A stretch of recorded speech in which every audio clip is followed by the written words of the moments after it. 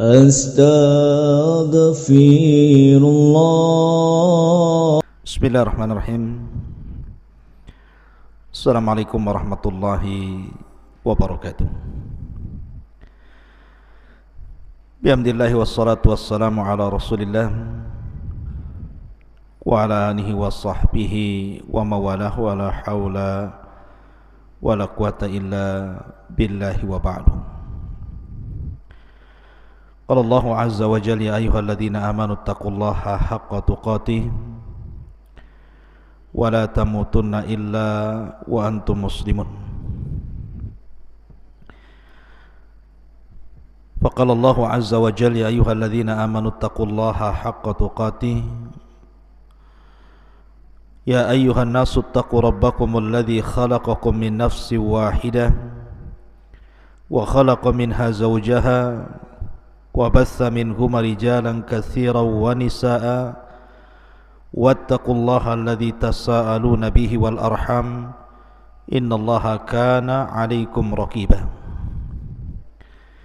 Amma ba'du, ma'asyiral muslimin yang dimuliakan Allah Subhanahu wa taala. Alhamdulillah, di malam hari ini dengan izin Allah Subhanahu wa taala dan nikmat yang Allah karuniakan kepada kita, kembali kita bisa berjumpa walaupun lewat media. Dan ini sebuah nikmat Allah Subhanahu wa taala, kita masih diberikan kesempatan waktu untuk berthalabul ilmi. Salawat dan salam marilah kita aturkan kepada Nabi besar Muhammad sallallahu alaihi wa ala alihi wasallam. Pembahasan di malam hari ini kita akan membahas menguak rahasia makhluk terbesar yang pernah Allah Subhanahu wa taala ciptakan di alam semesta ini. Apa itu?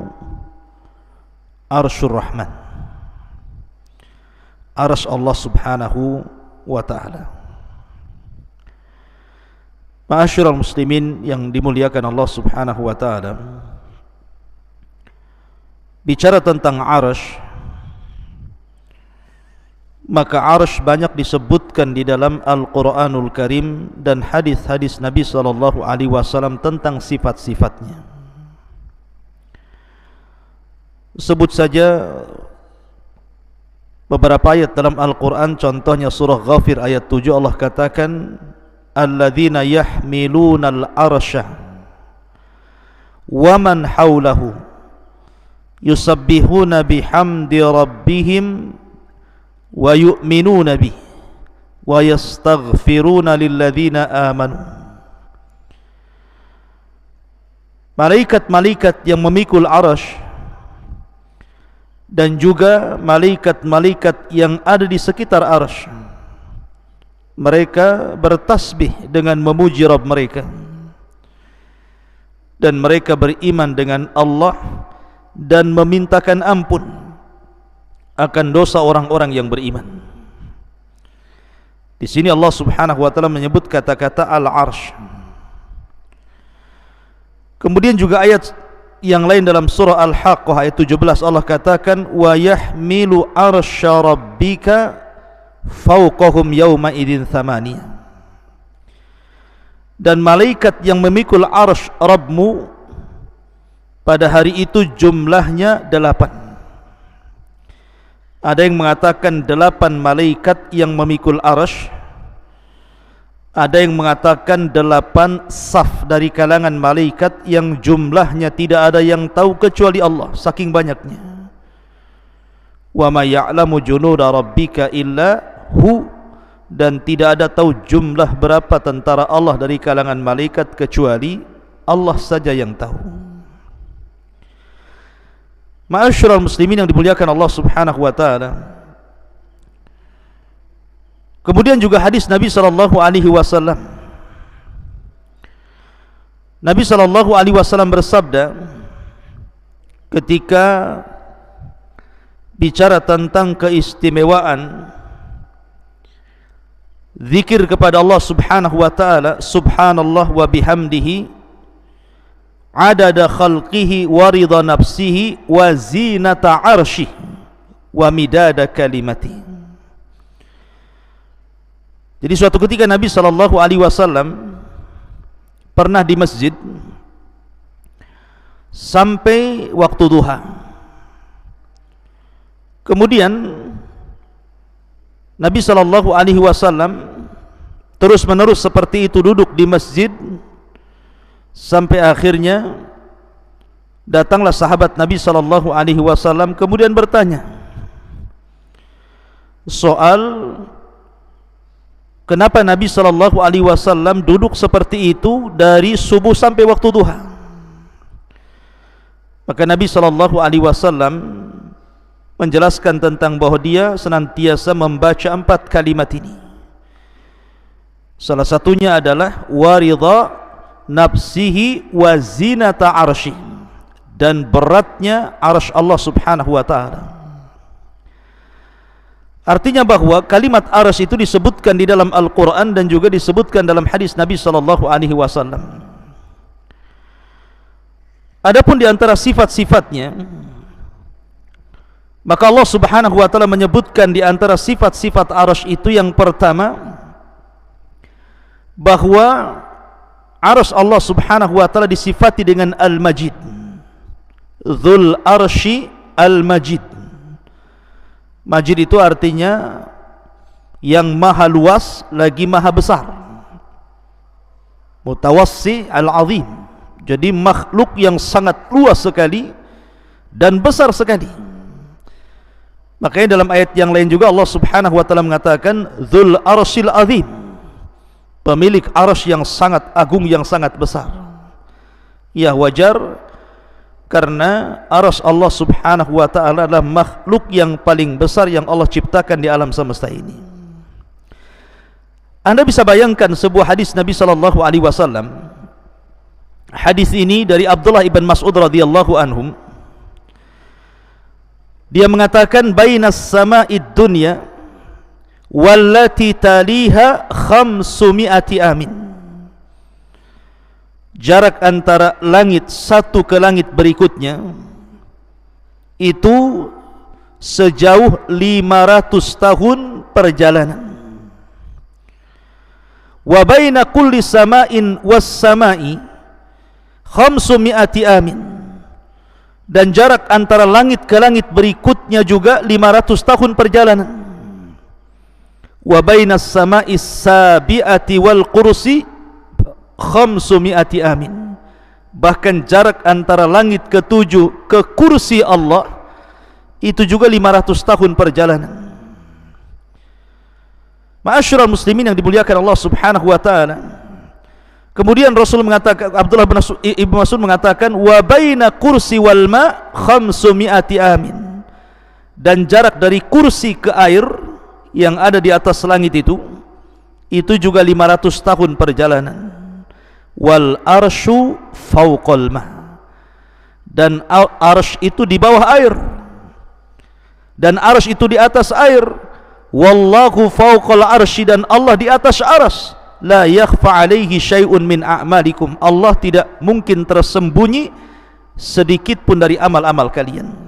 Coba perhatikan di sini. Jarak bumi ke langit itu, kata Abdullah bin Mas'ud radhiyallahu anhu, itu perjalanan 500 tahun. Tentu kalimat perjalanan 500 tahun ini sesuai dengan waqi', sesuai dengan apa yang kita rasakan hari ini. Coba Anda lihat bintang yang ada di langit itu. Apabila tidak sedang hujan ataupun awan tidak sedang hitam, tentu kita bisa lihat bintang itu. Sementara menurut ulama falak, satu bintang itu besarnya bisa ratusan kali bumi. Satu bintang itu besarnya bisa ratusan kali bumi. Sementara kita hanya melihat bintang itu kecil seperti kelereng. Artinya bahwa ketika Abdullah ibn Mas'ud radhiyallahu anhu mengatakan bahwa jarak antara bumi ke langit itu 500 tahun perjalanan, masuk di akal. Al-Imam Ibnu Utsaimin rahimahullahu taala ketika memberikan catatan kepada riwayat Abdullah bin Mas'ud radhiyallahu an ini, memang perkataan ini adalah mauquf. Artinya ini perkataan sahabat Rasul sallallahu alaihi wasallam Abdullah bin Mas'ud radhiyallahu an. Akan tetapi ini kan perkara gaib. Mengukur jarak dari bumi ke langit pertama, dari langit pertama ke langit kedua, ketiga, keempat sampai ketujuh, dari langit ketujuh sampai ke kursi, dari kursi sampai ke air, dari air sampai ke arasy. Ini kan perkara gaib. Tidak ada yang tahu kecuali Allah Subhanahu wa taala. Dan Abdullah ibn Mas'ud radhiyallahu an tidak dikenal seperti Abdullah bin Abbas suka meriwayatkan dari Israiliyat. Abdullah ibn Mas'ud itu tidak. Dia tidak dikenal suka mengambil dari riwayat Israiliyat, sehingga pertama ini perkara gaib, yang kedua Abdullah bin Mas'ud tidak terkenal mengambil dari kisah Israiliyat, maka Syekh Utsaimin menghukumi bahwa perkataan Ibnu Mas'ud itu ala hukmir raf'i, artinya marfu sampai kepada Nabi sallallahu alaihi wasallam. Lihat bagaimana jaraknya. Langit pertama ke kedua 500 tahun perjalanan, kedua ke ketiga 500 tahun perjalanan, ketiga ke empat 500 tahun perjalanan, begitu juga sampai ke tujuh. Berarti arsy Allah Subhanahu wa taala itu tinggi sekali, karena di atas air. Bumi 7 lapis langit, kursi, air, arsy. Dan tidak ada makhluk setelah Allah yang paling tinggi kecuali arsy Allah Subhanahu wa taala. Adapun besarnya, maka Nabi sallallahu alaihi wasallam dalam hadis Abu Dzar Al-Ghifari radhiyallahu an, dia pernah berkata, qultu ya Rasulullah, aku katakan ya Rasulullah, ayyuma anzala alaika a'zam, surat apa yang turun kepadamu yang paling mulia dalam Al-Quran ini? Maka Nabi SAW mengatakan ayatul kursi, ayat kursi. Kemudian thumma qala, dia mengatakan ya Abu Dzar, mas samawatu sab'u ma'al kursi illa kahalaqati mulqatin bi ardi falatin wa fadlul arsy alal kursi ka fadlil falati alal halaqati.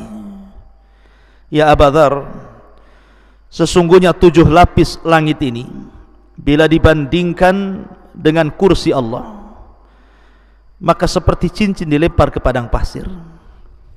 Jadi kalau seandainya kita bandingkan besarnya 7 lapis langit itu, yang satu langit saja, langit dunia terbentang dari barat ke timur, utara dan selatan, hampir tidak ada batas dan tidak ada tepinya. Lah besarnya langit pertama digabungkan dengan langit kedua, digabungkan dengan langit ketiga, keempat, kelima, keenam sampai ketujuh, kemudian dibandingkan dengan besarnya kursi, maka Nabi SAW mengatakan 7 lapis langit itu ibarat cincin yang dilempar ke padang pasir, dan padang pasir itu kursinya Allah. Kemudian Nabi SAW mengatakan wa fadlul arsy alal kursi, adapun keutamaan arsy dibandingkan kursi, ka fadlil falati alal halaqah, seperti keutamaan al-falat di atas cincin halaqah tadi. Artinya bahwa kalau seandainya kursi Allah Subhanahu wa taala digabungkan dengan 7 lapis langit, kemudian dibandingkan dengan arsy Allah Subhanahu wa taala, maka seperti cincin dilempar ke padang pasir, cincinnya itu kursinya dan 7 lapis langit, adapun padang pasir itu arsy Allah Subhanahu wa taala. Anda bisa bayangkan besarnya arsy Allah Subhanahu wa taala dan tingginya arsy Allah Subhanahu wa taala. Dan itu satu makhluk. Bagaimana dengan yang menciptakannya? Allahu Akbar, Allah lebih besar dibandingkan seluruh makhluknya. Ma'asyiral muslimin yang dimuliakan Allah Subhanahu wa taala, bahkan ketika Allah Subhanahu wa taala dan Rasulnya menceritakan tentang malaikat-malaikat yang memikul arsy, dan itu sudah saya sebutkan di awal, di mana Allah Subhanahu wa taala berfirman tentang masalah para malaikat pemikul arsy ini, wa yahmiluna arsya rabbika fawqahum yauma idzin tsamaniyah. Dan malaikat yang memikul arsy Rabbmu pada hari itu di atas, wa yahmiluna arsya rabbika, dan malaikat yang memikul arsy Rabbnya jumlahnya tsamaniyah. Saya katakan di awal bahwa kalimat tsamaniyah, kalimat 8 ini, ada yang mengartikan maksud 8 di sini artinya 8 malaikat. Tapi ada juga yang mengatakan yang dimaksud 8 di sini adalah 8 saf. Jadi malaikat itu bersaf-saf ketika memikul arsy Allah Subhanahu wa taala, sehingga jumlahnya 8 saf. Dan satu saf itu tidak diketahui berapa jumlah malaikat yang memikul arsy Allah Subhanahu wa taala. Nabi sallallahu alaihi wasallam pernah bersabda dalam hadis Jabir bin Abdullah radhiyallahu an, "Adzina li an uhadditsa an malakin min malaikatillah min hamalatil arsy." Telah diizinkan kepadaku oleh Allah Subhanahu wa taala agar aku menceritakan tentang satu malaikat dari sekian malaikat-malaikat Allah, dari malaikat-malaikat pemikul arsy. Perhatikan di sini. Nabi sallallahu alaihi wasallam ingin menceritakan berapa besarnya malaikat dari sekian para malaikat yang memikul arsy Allah Subhanahu wa taala. Kata Nabi sallallahu alaihi wasallam, "Innama baina sakhmati udhunihi ila atikihi masirata sab'umi'ati amin." Jarak antara daun telinga malaikat pembawa arsy ini sampai ke pundaknya itu sama dengan 700 tahun perjalanan. Dari daun telinga sampai bahunya di sini. Panjangnya lehernya malaikat pemikul arsy itu sejauh 700 tahun perjalanan. Subhanallah, ini baru mensifati lehernya saja. Kemudian dijelaskan juga, ini baru menjelaskan lehernya.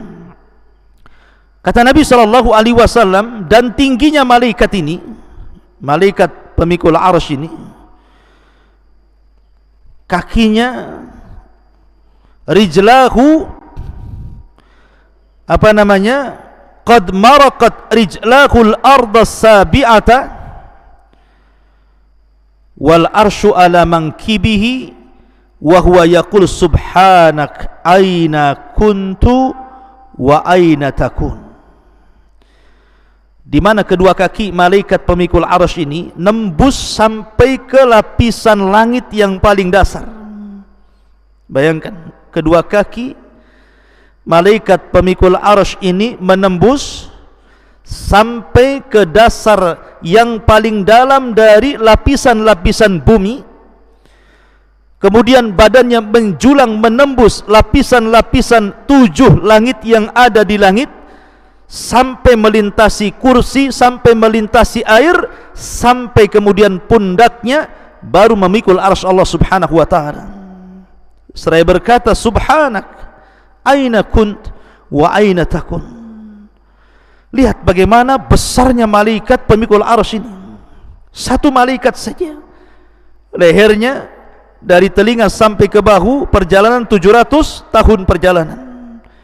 Kemudian kakinya menembus lapisan bumi yang paling dasar dari 7 lapis bumi, kemudian badannya menjulang sampai menembus 7 lapis langit, sampai menembus kursi, sampai menembus air, kemudian bahunya memikul arsy Allah Subhanahu wa taala.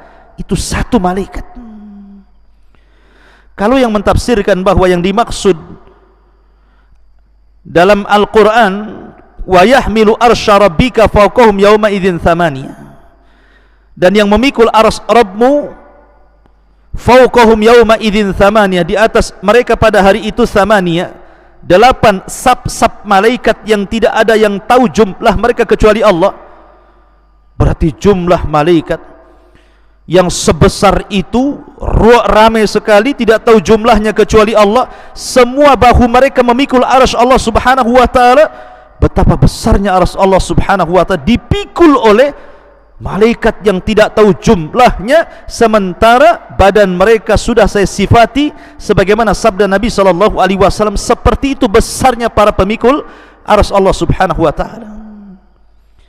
Dan kalau yang dimaksud thamaniyah 8 pemikul arsy, 8 malaikat pemikul arsy, maka 8 malaikat pemikul arsy sebesar yang tadi sifatkan Nabi SAW. Subhanallah, la haula wala quwata illa billah. Allahu akbar. Ma'asyiral muslimin yang dimuliakan Allah Subhanahu wa taala. Dan arsy Allah Subhanahu wa taala itu memiliki tiang-tiang. Makanya dalam sebuah hadis Nabi SAW mengatakan, yus'akun nas yaumal qiyamah fa akunu awal man yafiq fa idza bi Musa akhadha bi qa'imati min qawami'il arsy. Pada hari kiamat manusia akan dipingsankan, maka aku orang yang pertama kali siuman, maka aku melihat Musa sedang memegang satu di antara tiang-tiang arsy Allah Subhanahu wa taala. Artinya arsy itu punya tiang. Kemudian juga arsy adalah atapnya sorga. Jadi sorga itu di bawah arsy, dan arsy itu adalah atapnya sorga Firdausil A'la. Sebagaimana sabda Nabi SAW, idza sa'altumullaha fas'alul Firdausil A'la fa innahu a'lal jannah wa fawqahu arsyur rahman. Apabila kalian hendak meminta sorga, mintalah sorga Firdaus, sorga yang paling tinggi, karena atapnya sorga ini adalah arsy Allah Subhanahu wa ta'ala. Dan setiap hari matahari selalu datang menemui Allah Subhanahu wa ta'ala dan sujud di bawah arsy Allah Subhanahu wa ta'ala. Dalam sebuah hadis yang dikeluarkan Bukhari dan Muslim, ketika para sahabat melihat dan juga Nabi SAW, matahari hendak tenggelam, matahari itu hampir tenggelam ke arah barat. Maka Rasul mengatakan, ya Abadar, atadri aina taghrub? Abadar, kamu tahu enggak matahari itu kemana perginya ketika dia tenggelam? Maka Abu Dzar mengatakan, Allah wa Rasuluhu alam, Allah dan Rasulnya yang tahu. Maka Rasul mengatakan, mustaqarruha tahtal arsy, dia kembali menghadap Allah di bawah arsy-Nya. Fa innaha tadhhabu hatta tasjuda tahtal arsy. Matahari itu ketika tenggelam dia berupaya pergi menghadap Allah, kemudian sujud kepada Allah di bawah arsy Allah Subhanahu wa taala. Imam Nasai menambahkan, tasta'dhinu fayu'dhanu laha wa yushiku an tasta'dhina fala yu'dhana laha. Maka dia pun meminta izin untuk terbit kembali, dan hampir-hampir tidak diizinkan untuk terbit kembali. Dalam riwayat hampir-hampir dia meminta izin terbit dari barat, tetapi Allah Subhanahu wa taala belum mengizinkannya, dan kelak pada hari kiamat akan mengizinkannya, di mana matahari akan terbit dari barat dan akan tenggelam ke arah timur. Dari sini menunjukkan bahwa matahari ini setiap tenggelam dia menghadap Allah, kemudian sujud di bawah arsy Allah Subhanahu wa taala. Ma'asyiral muslimin yang dimuliakan Allah Subhanahu wa taala, ada perselisihan para ulama, apakah arsy ini makhluk yang pertama kali dicipta Allah ataukah yang lainnya? Ada yang mengatakan bahwa makhluk yang pertama kali diciptakan Allah adalah arsy, dan itu berdasarkan hadis Abdullah ibn Amr, kataballahu maqadira al-khalaiq qabla an yakhluqas samawati wal ard bi 50 alfa sanatin qala wa arshuhu 'alal ma. Allah Subhanahu wa taala mencatat takdir-takdir seluruh makhluk sebelum Allah ciptakan langit dan bumi 50.000 tahun, dan arsy Allah Subhanahu wa taala berada di air, berada di atas air. Ada juga yang mengatakan bahwa yang pertama kali diciptakan Allah adalah cahaya dan kegelapan, dan ini yang dikuatkan oleh Imam Ibn Jarir. Ada juga yang mengatakan bahwa yang pertama kali diciptakanlah air. Ada juga yang mengatakan bahwa yang pertama kali diciptakan adalah al-qalam. Tetapi pendapat mayoritas para ulama, sebagaimana dinyatakan Syekhul Islam Ibn Taimiyah rahimahullahu ta'ala, dan yang dikuatkan oleh Al-Imam Ibn Hajar Al-Asqalani rahimahullahu ta'ala, bahwa yang pertama kali diciptakan Allah adalah arash sebelum yang lainnya. Artinya arash adalah ciptaan Allah yang pertama dan yang terbesar, dan arash seolah-olah menjadi kubah seluruh makhluk yang diciptakan Allah setelahnya. Ma'asyiral muslimin yang dimuliakan Allah subhanahu wa ta'ala, arash sebesar ini rupanya bisa bergoncang. Arash sebesar ini rupanya bisa bergegar dan bergoncang. Kapan itu? Ketika kematian seorang sahabat Nabi sallallahu alaihi wasallam, Sa'd bin Mu'adz. Abi Sa'id Al-Khudri radhiyallahu anhu mengatakan, ihtazzal arsy li mauti Sa'd bin Mu'adz. Sesungguhnya arsy Allah subhanahu wa ta'ala bisa bergoncang, bisa bergegar, bisa bergoyang karena kematian Sa'd bin Mu'adz. Bahkan wa futihat lahu abwabus sama, semua pintu-pintu langit terbuka saat kematiannya. Wa syahidahu sab'una alfan minal malaika, bahkan 1000 dari kalangan malaikat, 70.000 dari kalangan malaikat turun dan menyaksikan kematian Sa'd bin Mu'adz.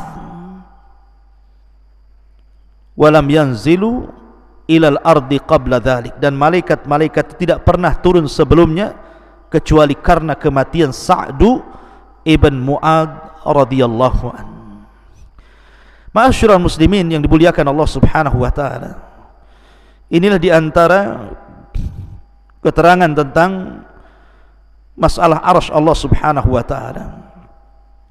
Lalu apa itu arsy? Arsy itu apa sebenarnya? Ma'asyiral muslimin yang dimuliakan Allah subhanahu wa ta'ala, kalau kita mengacu ke bahasa Arab, arsy itu memiliki beberapa makna. Yang pertama, arsy itu artinya singgasana raja. Arsy itu artinya adalah singgasana raja. Sarir, as-sarir lil malik, singgasana bagi seorang raja. Dan itu sebagaimana isyarat firman Allah azza wa jalla, walaha arsyun azim. Ketika Hudhud melihat istana Ratu Balqis, maka Hudhud mengatakan di hadapan Sulaiman, walaha arsyun azim, dan wanita itu, ratu itu memiliki singgasana yang sangat besar. Artinya bahwa secara bahasa arsy itu as-sariru lil malik. Ada juga yang mengatakan secara bahasa bahwa arsy itu syaqful bait, atap rumah itu disebut arsy. Makanya ketika Nabi SAW menyebutkan tentang ruhnya syuhada, kal qanadil al mu'allaqa bil arsy, seperti ruh yang diletakkan di kendil-kendil kemudian digantung di atap-atap arsy. Ada juga yang mengatakan yang dimaksud arsy secara bahasa itu artinya tiang dari sesuatu, tiang dari sesuatu. Kemudian juga ada yang mengatakan bahwa arsy juga, ada yang mengatakan bagian dari punggung kaki, bagian daripada punggung kaki, wallahu alam. Tetapi Al-Imam Ibnu Katsir rahimahullahu ta'ala ketika menjelaskan tentang makna arsy Allah subhanahu wa ta'ala, ketika mereka mengatakan apakah kursi adalah arsy, kemudian ulama menjawab bahwa kursi sendiri arsy sendiri. Adapun kursi adalah maudhi'u qadamar rahman, tempat berpijaknya kedua kaki Allah subhanahu wa ta'ala. Ini menurut pendapat yang paling sahih, dan arsy itu jauh lebih besar dibandingkan itu. Dan arsy adalah singgasana Allah subhanahu wa ta'ala yang memiliki tiang-tiang yang besar sekali, kemudian juga memiliki lebar yang luar biasa, memiliki besar yang sangat besar, dan dipikul oleh 8 malaikat atau 8 saf para malaikat, dan arsy Allah Subhanahu wa taala makhluk yang pertama kali diciptakan Allah Subhanahu wa taala. Itu menurut Al-Imam Ibnu Katsir rahimahullahu taala dalam kitabnya Al-Bidayah wan Nihayah. Wallahu a'lam bissawab. Mungkin ini yang bisa sampaikan, mudah-mudahan ada manfaatnya. Subhanakallah bihamdika asyhadu an la ilaha illa anta astaghfiruka wa atubu ilaik. Allahu ta'ala a'lam. Assalamualaikum warahmatullahi wabarakatuh.